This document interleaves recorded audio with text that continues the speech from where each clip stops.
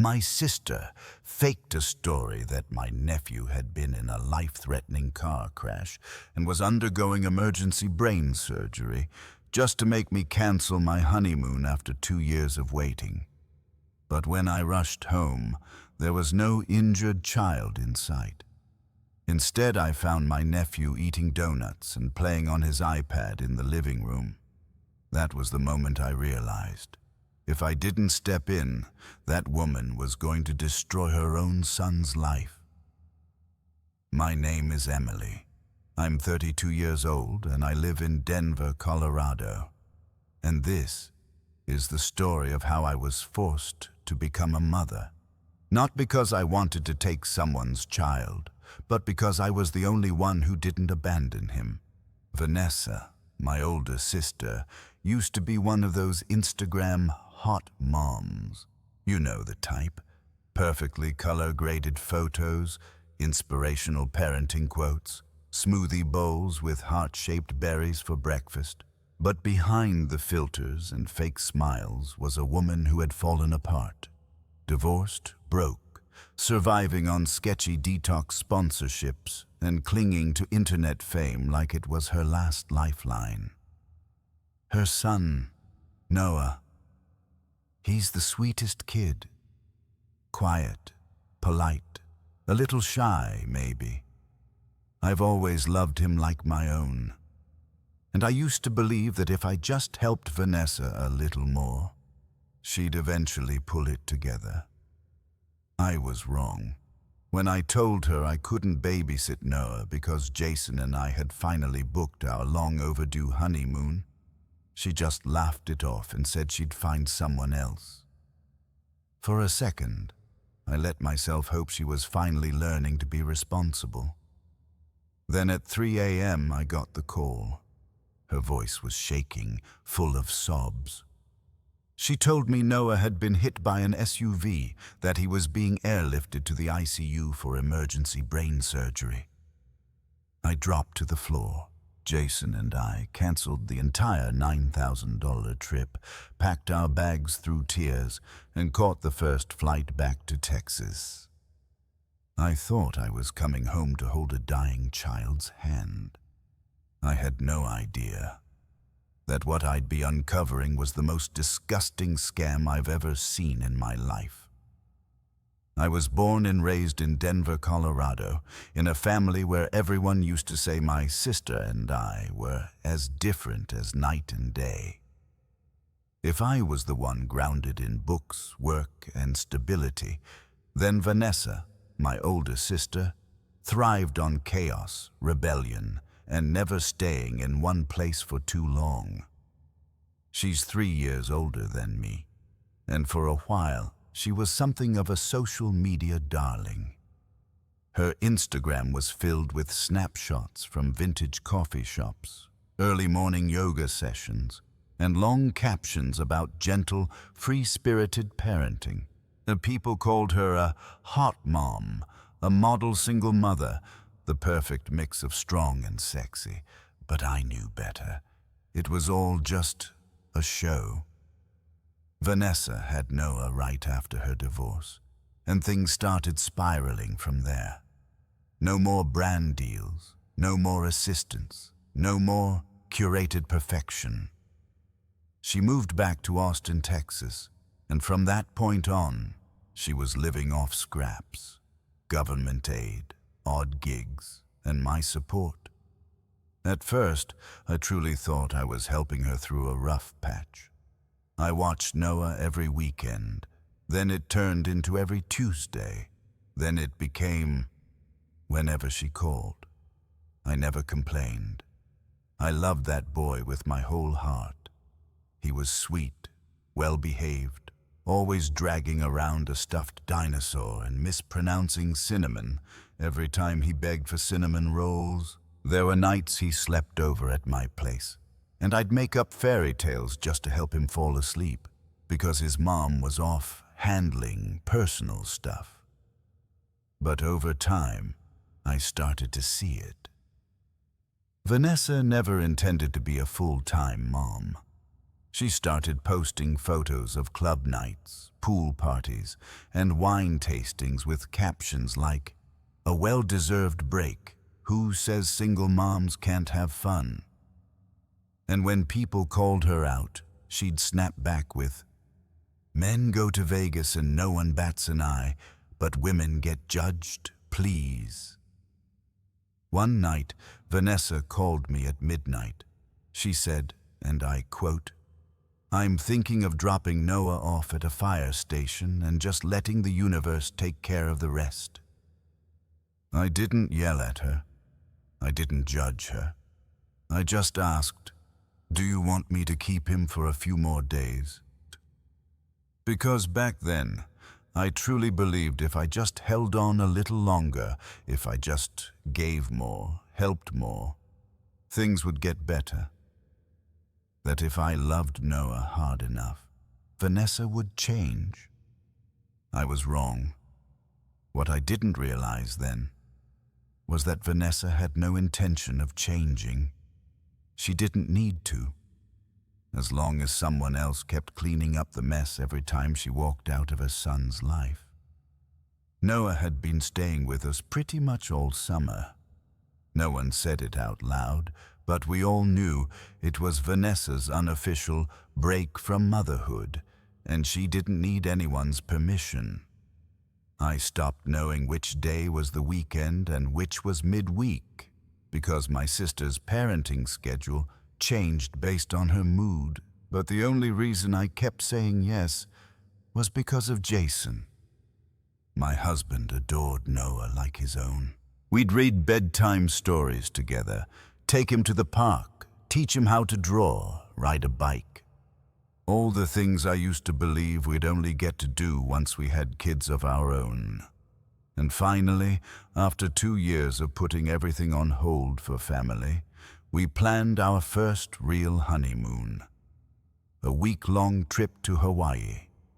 7 days, 6 nights, no work emails, no schedules, and most importantly, no Vanessa.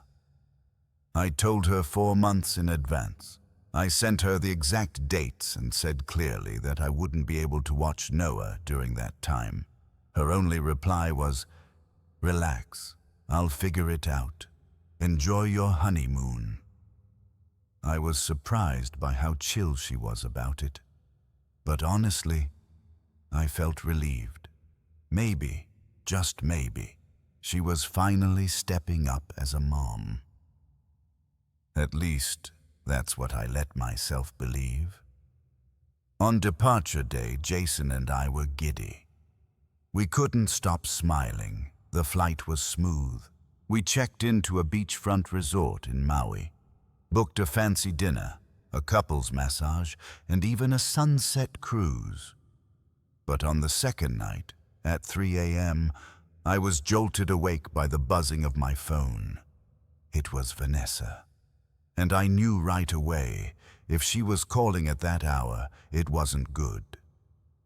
I picked up. Her voice was frantic, broken, trembling between sobs. "Emily, you have to come back. It's Noah. He was in an accident, hit by a car. They're operating brain surgery. It's the children's hospital." It was like being shoved into a frozen lake. I shot upright, body numb. Jason sat up too, panic in his eyes as I scrambled to throw our stuff into bags. My hands were shaking so hard I couldn't even zip the suitcase. I asked her which hospital. Vanessa said, "St. David's Children's Hospital, in Austin. They're airlifting him to the ICU. They need you. You have to come now." I didn't ask any more questions. I called the airline, begged them to get us on the earliest flight back to Texas. Over $9,000 in bookings, hotels, tours, everything, gone in a single night. But we didn't care. I didn't know if Noah was dying. I didn't know if he'd have brain damage. I didn't know if I'd get to say goodbye. The only thing I knew was I had to get back. The flight lasted a little over 3 hours, but it felt endless.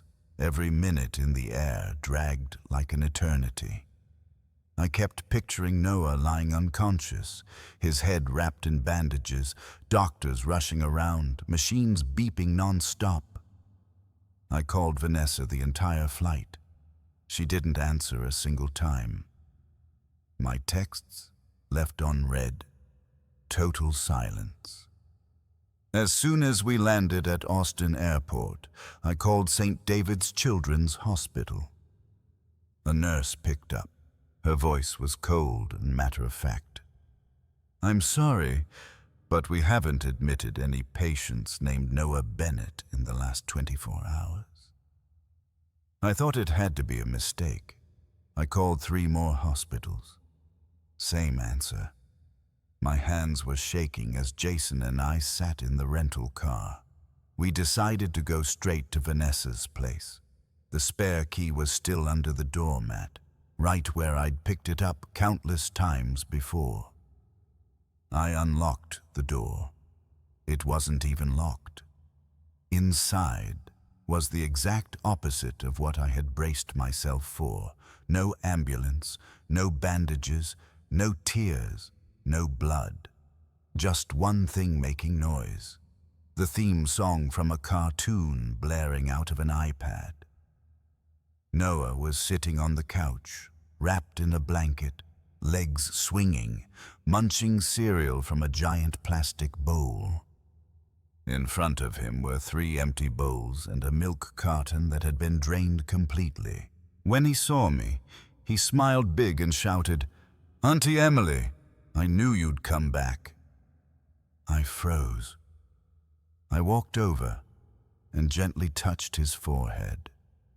No fever, no bruises, nothing. Jason stood behind me, speechless, eyes scanning the room, clothes scattered everywhere, trash overflowing, the stale smell of mildew mixed with old cigarettes. I asked, trying to sound calm, "Noah, where's your mom?" He shrugged, as if it was the most normal thing in the world. "She left 3 days ago. Said she couldn't find a babysitter, so I should wait here. She said you'd come back soon." I felt like the air had been sucked out of my lungs. "Have you eaten anything else?" "Cereal," he said, pointing proudly at the bowl. I tried not to cry. But my throat was closing up. I couldn't begin to imagine what the last 3 days had been like for him. Jason rushed to the kitchen and opened the fridge, completely empty, except for half a bottle of soda and a melted tub of ice cream. I couldn't take it anymore. I grabbed the house phone and dialed her number. This time, Vanessa picked up. Loud EDM music blasted in the background. She shouted over the noise, her voice slurred and drunk. "Hi. What's up? Why you calling so late?" I screamed into the phone. "Where are you? You said Noah was in an accident. Brain surgery, Vanessa." She laughed, that sharp, glass-shattering kind of laugh that makes your skin crawl. "Knew you'd come back. Simple. You were being dramatic about your honeymoon. I just borrowed a little time, that's all." I couldn't speak, because that wasn't an explanation.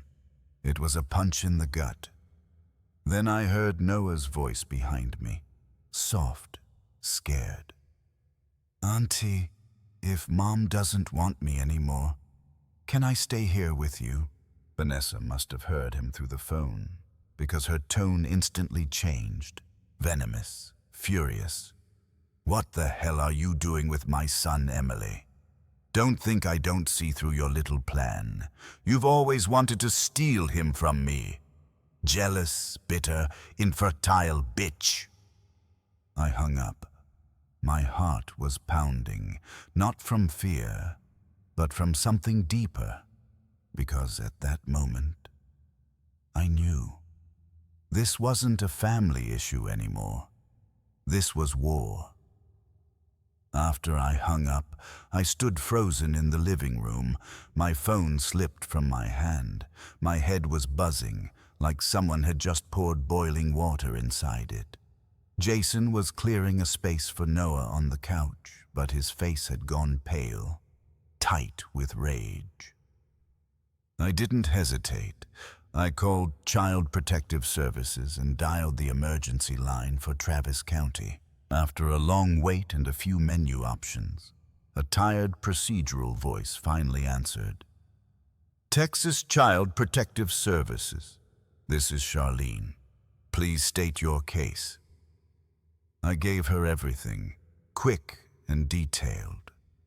Noah, 4 years old, left completely alone by his mother for 3 days, no consistent access to food, no adult supervision, no contact with his legal guardian. Charlene's voice didn't change. Is the child currently injured or showing signs of physical or emotional abuse? No, but he's 4. He's been alone for 3 days, I nearly shouted. I understand.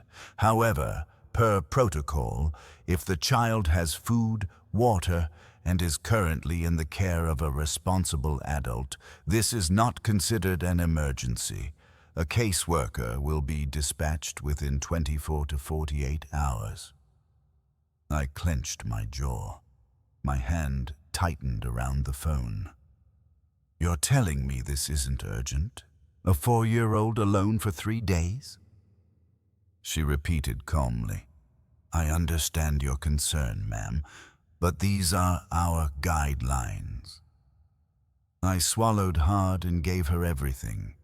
Our address, Vanessa's full name, her financial status, every known contact I could remember, anything that might help. Then I hung up and looked over at Noah.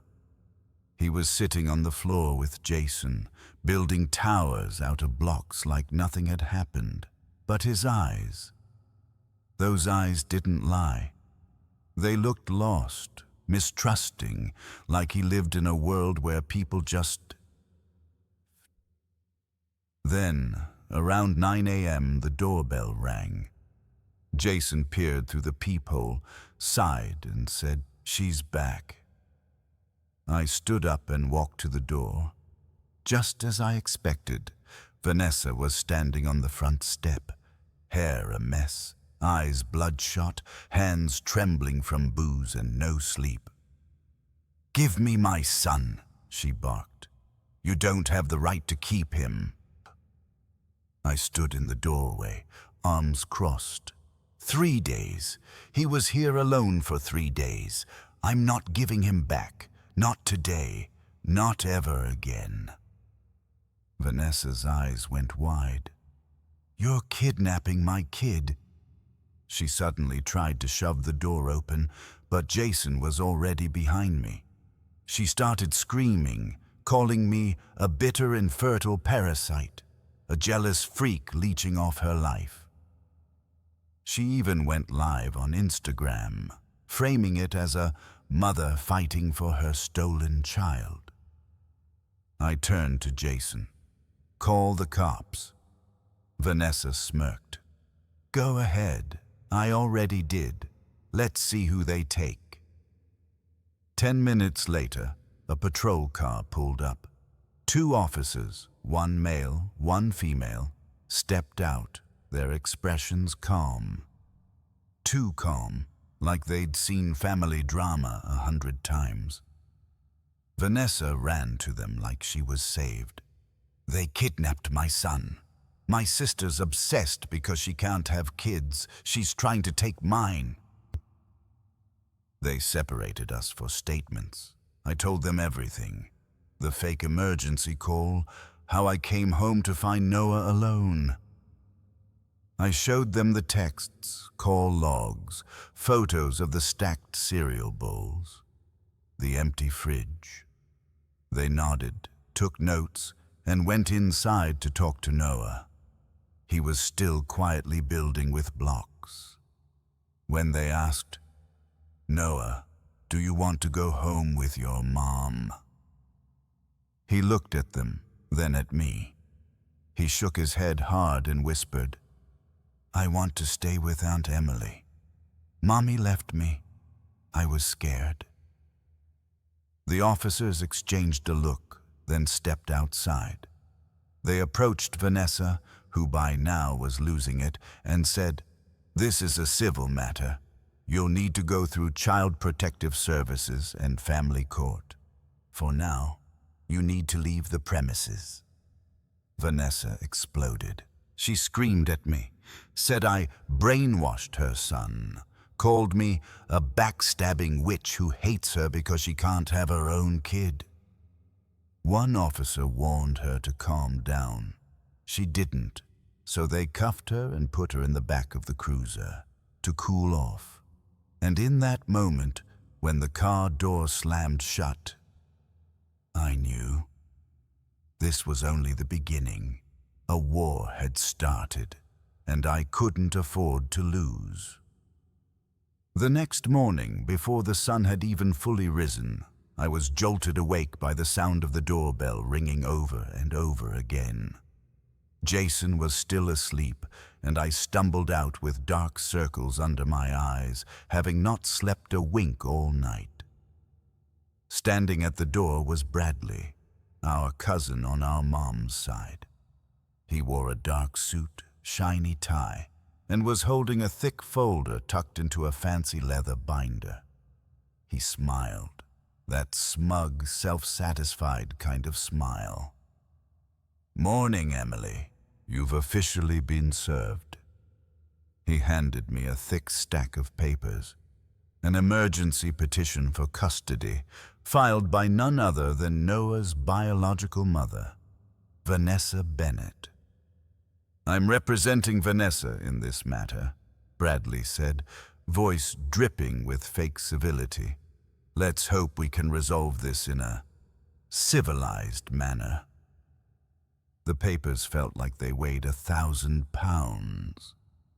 They were accusing me of child abduction, manipulating the child's emotions, causing psychological harm, and interfering with the maternal bond. The hearing was scheduled for just 7 days from now. Bradley gave me a sarcastic little bow before turning and walking away. His dress shoes clacked loudly against the stone path like war drums. I sat motionless in the living room, still holding the papers. Jason brought me coffee, but I couldn't drink a drop. I knew one thing for sure. I couldn't fight this alone. I started calling every family law office in the county. But the moment I mentioned a custody battle, the base rate just to open the file was $5,000. We had already burned through most of our savings on the honeymoon that never happened. Our bank account barely had $2,000 left. Most attorneys, while polite, turned cold the second I brought up payment plans. Until I found Daniel. He sounded young, maybe mid-20s, with a slightly nervous voice over the phone. But after I gave him a short version of the story, he simply asked, "Do you have proof? If you do, I want to help." He agreed to meet me that same afternoon at a small cafe in East Austin. He wore a white button-up, a slightly wrinkled blazer, and carried a leather briefcase that still looked new, but his eyes lit up every time we talked about Noah. "I don't have a big office or flashy billboards," he told me, "but in family law, I believe justice belongs to the child, not the parent who can afford the best lawyer." I told him everything. The 3 a.m. phone call, finding Noah alone, Vanessa coming back, pounding on the door, screaming, the police intervention, Daniel took detailed notes, his handwriting neat and deliberate. By the end of the meeting, he said something I'll never forget. "You're not just up against your sister. You're up against a legal system full of cracks. We need evidence, lots of it. From this point on, save everything. Texts, calls, photos, videos, witnesses, anything that supports your case." That night, Jason and I got to work, like we were building our own private investigation unit. I combed through every old message with Vanessa, call logs, photos from the day I found Noah. I made notes about every time she showed up late to pick him up, or forgot altogether. Jason took photos of Noah's bedroom in our house. Perfectly made bed, books neatly stacked, a tiny art corner with Noah's drawings taped proudly on the wall. Then he took pictures of Vanessa's place. Beer bottles everywhere, the smell of mold, a bare mattress with no sheets. We didn't know how this would end, but in that moment, we both knew something with complete certainty. We couldn't let Noah go back, not to someone who had lied, abandoned him, and twisted reality just to fight for ownership of a child she never truly cared for. The battle had begun.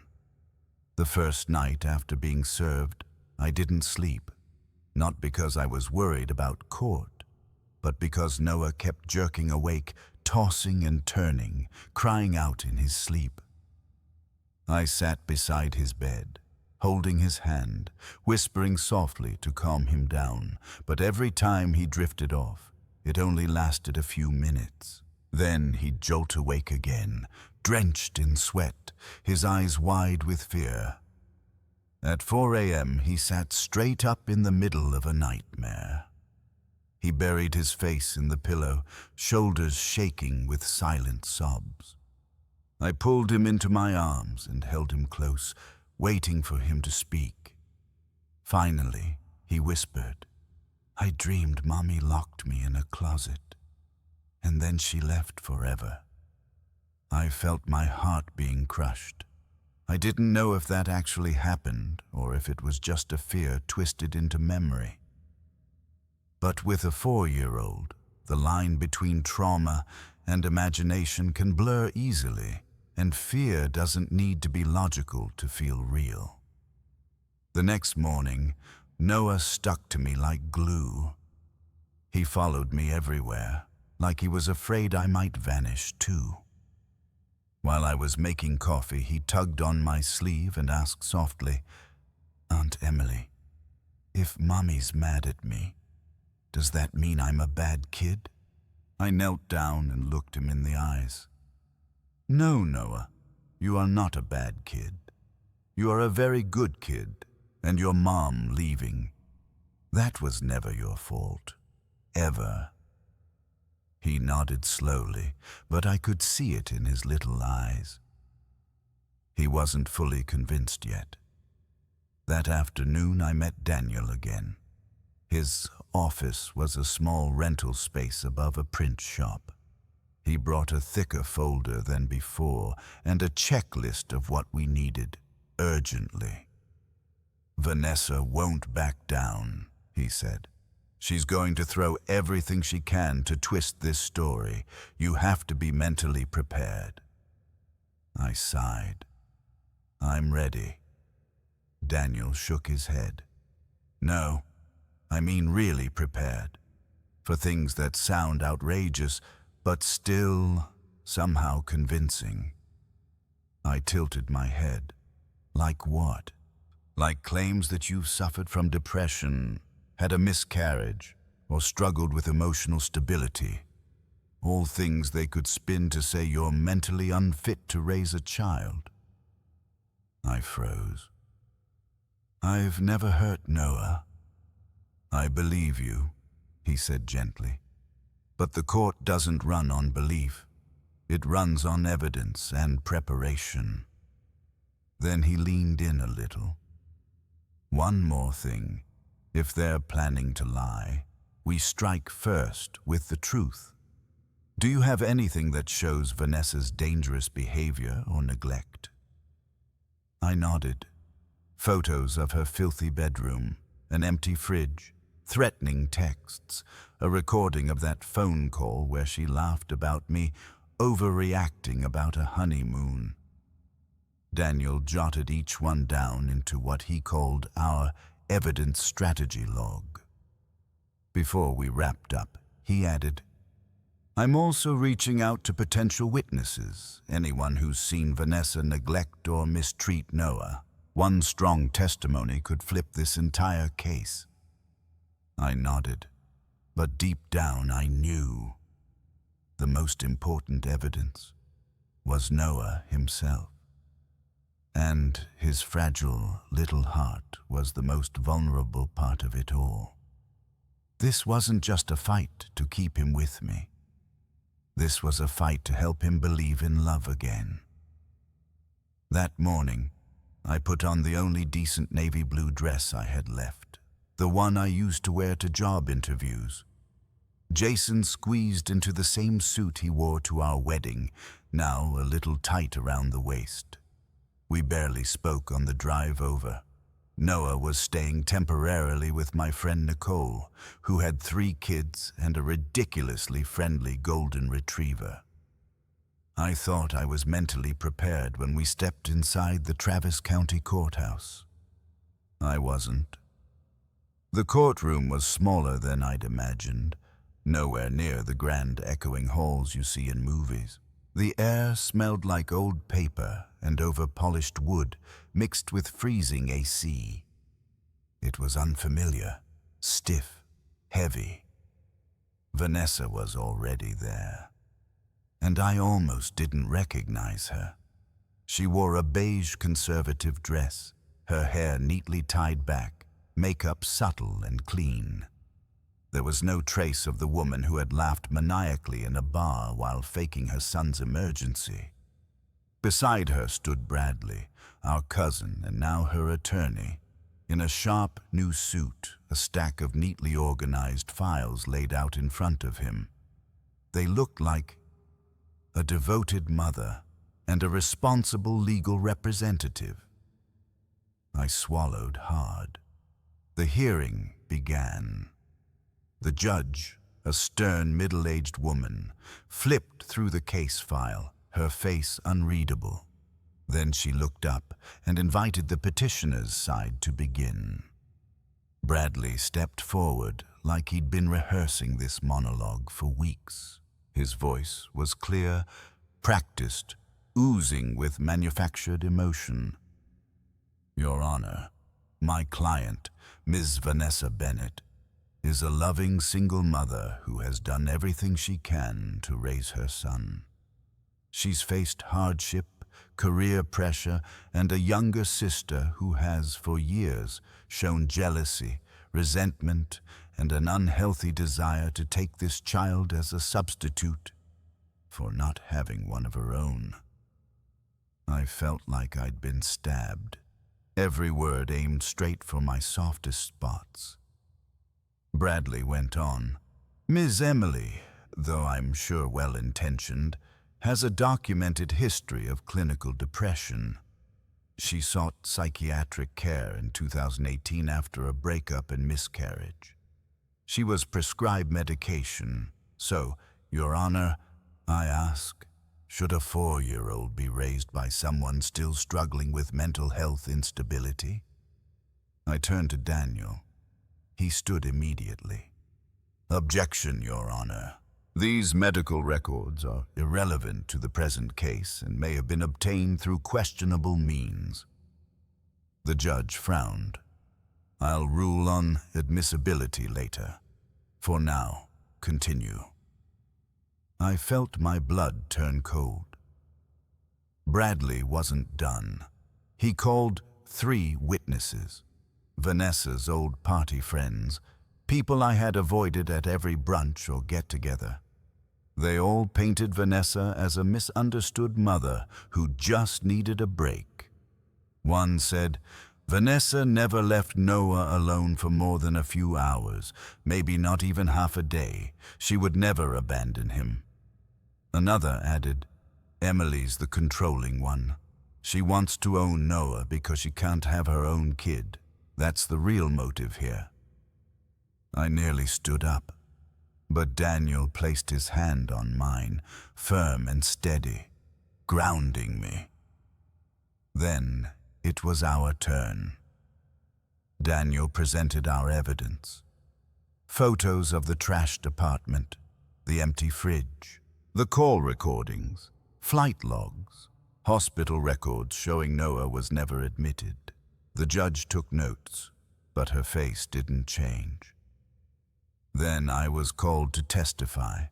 I told the truth, how I found Noah alone, how I called every hospital, how he said his mom had done this before.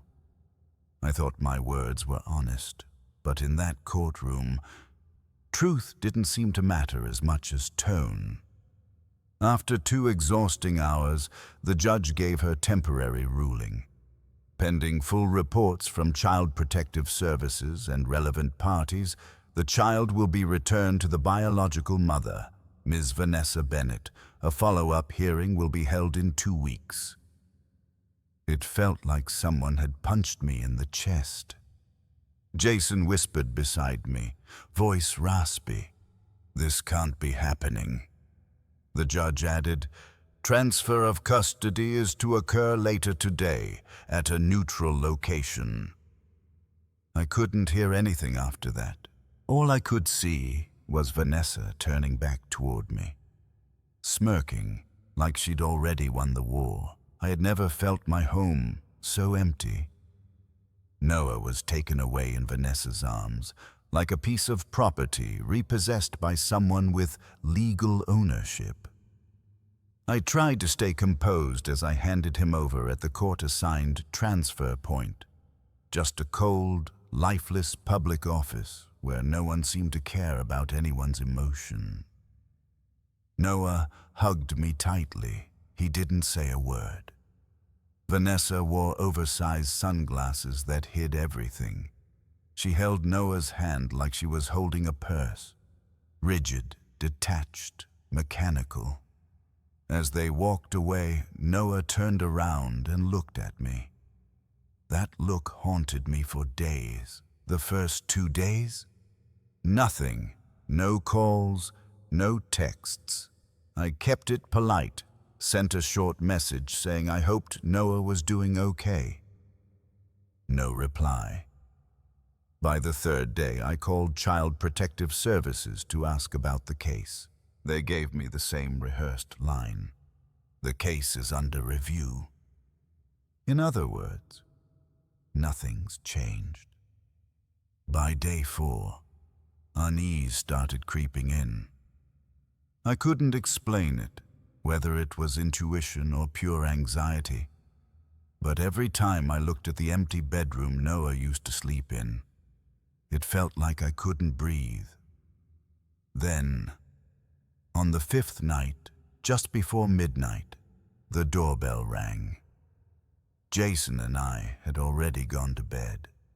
The sound made us both jump. Jason grabbed the baseball bat we now kept beside the front door, a new habit ever since this nightmare began.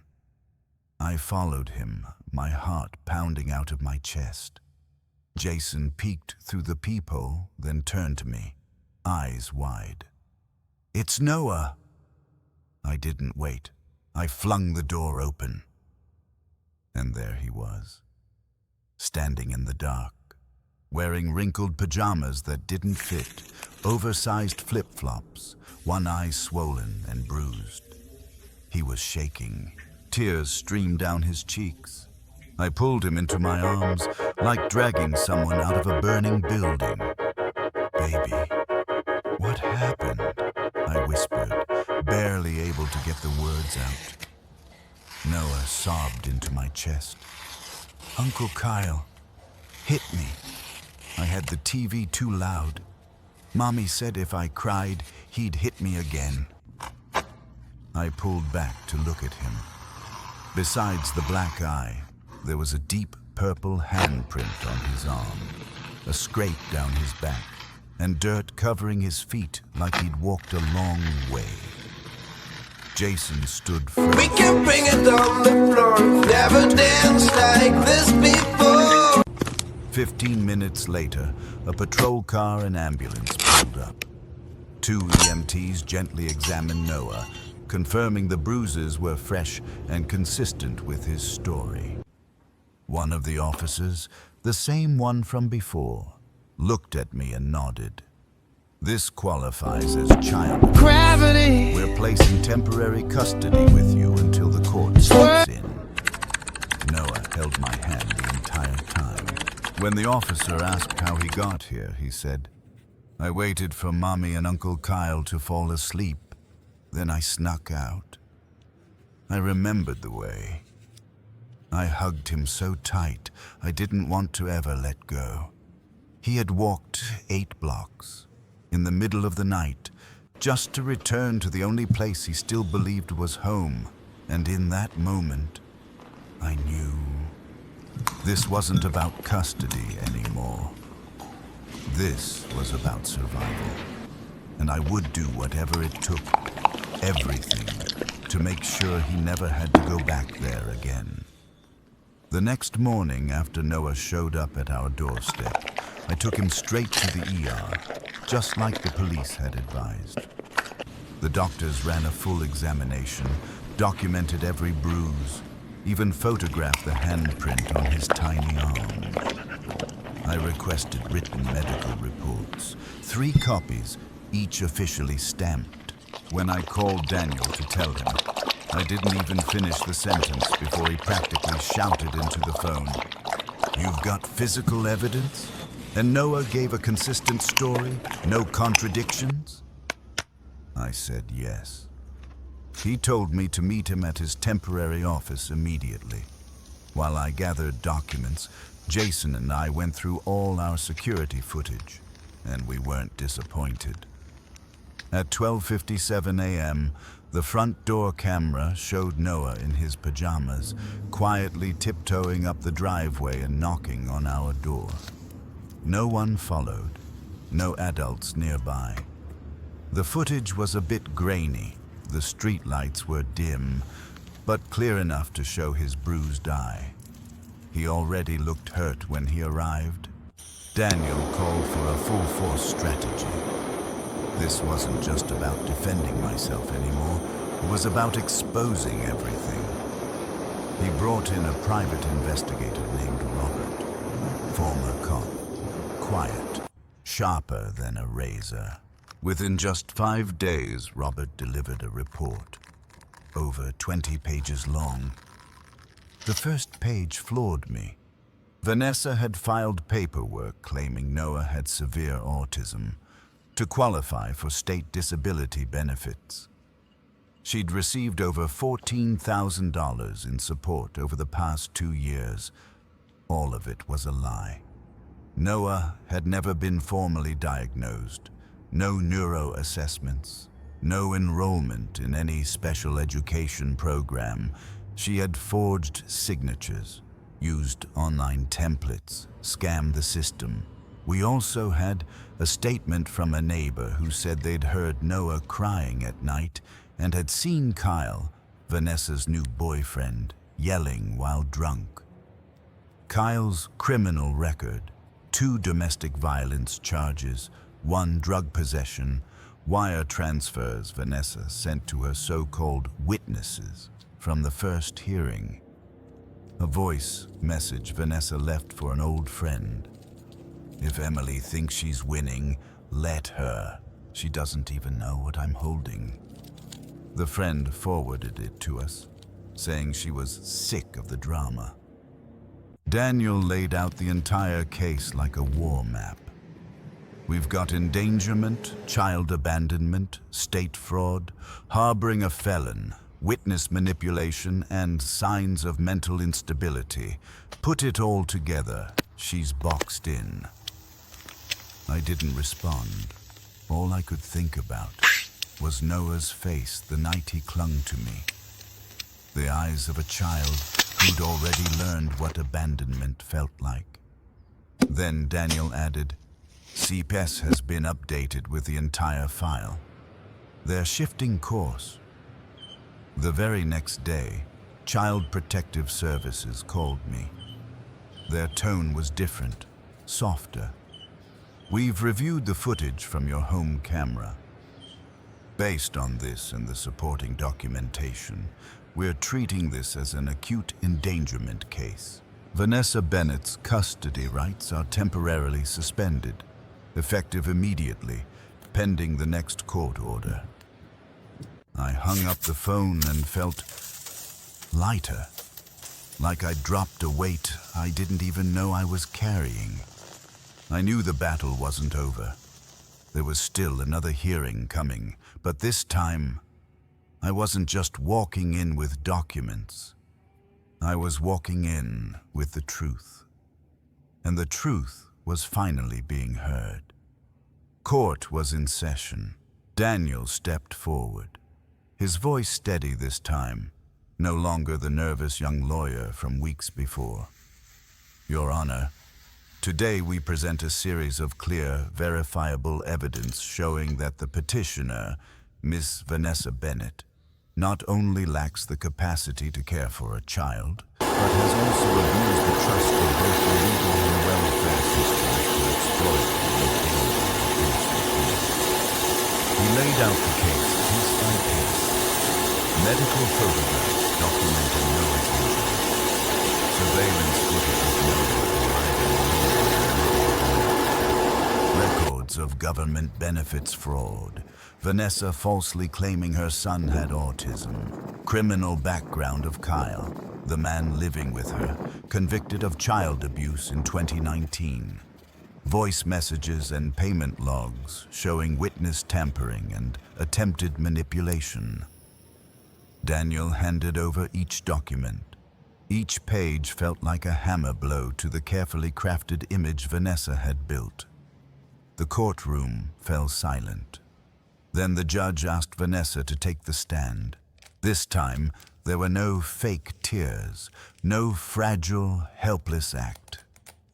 "Ms. Bennett," the judge began, "do you acknowledge having received government aid by claiming your son was severely autistic?"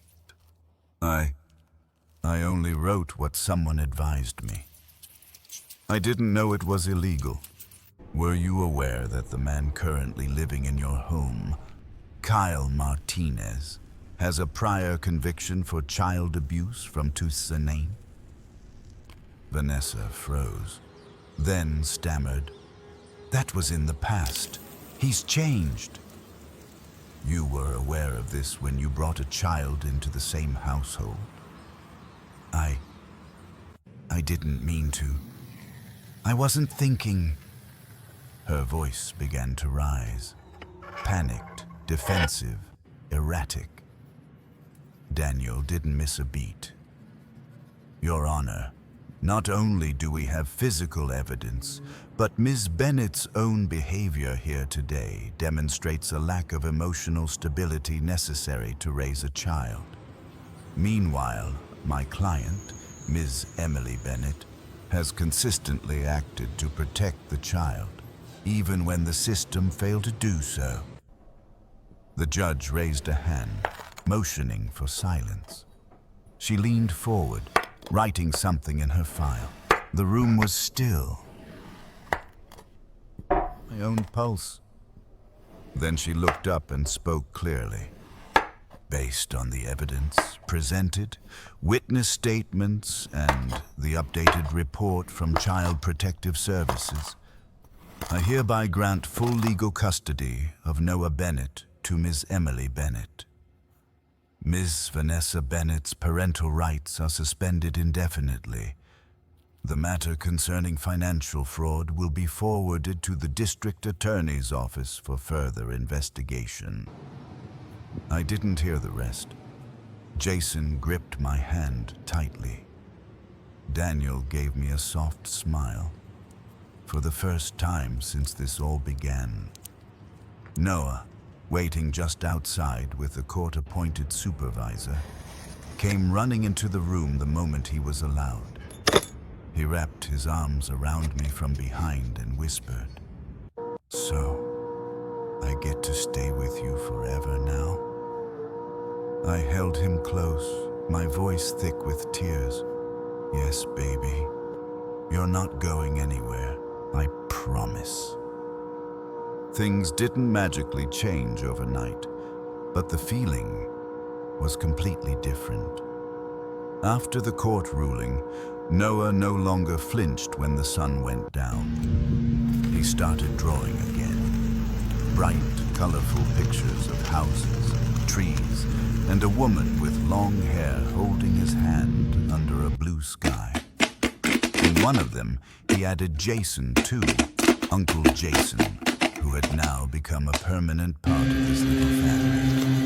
I taped his drawings all over the fridge. Noah switched schools. At our very first parent-teacher meeting, his teacher smiled and said, "He's very polite, a little quiet, but he seems really safe." That word, safe, almost made me cry in the parking lot. Vanessa was under investigation for fraud and child endangerment. I received a subpoena to testify as a witness, but I didn't feel victorious. I didn't feel proud. I just felt sad. Sad for a woman who once had a chance to be a mother, but traded it away for pride, jealousy, and pain she never dared to face. One night, Jason surprised me with a simple dinner. Candles, spaghetti, and that salad I always teased him for because it didn't go with anything. When I laughed at the burnt edges of his dessert, he pulled out a small velvet box and placed it gently in my palm. "Last time, we got interrupted by a phone call," he said. "How about this time? It's real. No chaos, no drama, just me, you, and the little guy probably sneaking cartoons in the living room." I couldn't speak. I just nodded. Right then, Noah burst into the room and shouted, "She said yes, right? I heard it. I heard it." We all started laughing. I used to think happiness meant a complete family, biological parents, a child born from blood, but now I know. Family isn't something you're given, it's something you build. Day by day, with love, with sacrifice, and with the choice to stand by each other, even when no one else will.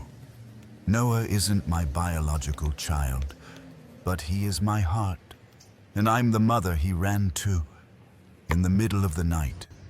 And for me, that's everything.